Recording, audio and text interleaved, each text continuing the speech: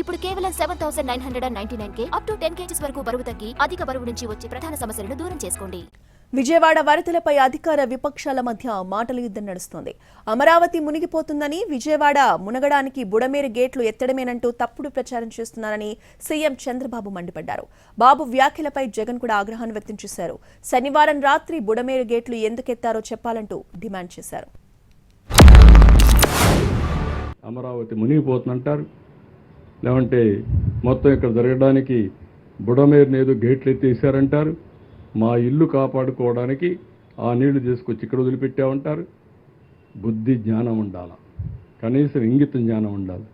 మాట్లాడేటప్పుడు ప్రజలు కూడా వాచ్ చేస్తారని ఆలోచన ఉండాలి. నేను అందుకే ప్రజా చైతన్యం కోసం మాట్లాడుతున్నా. నా సొంతం కోసం కదా, నన్నేమీ చేయలేరు వీళ్ళు, అది వేరే విషయం.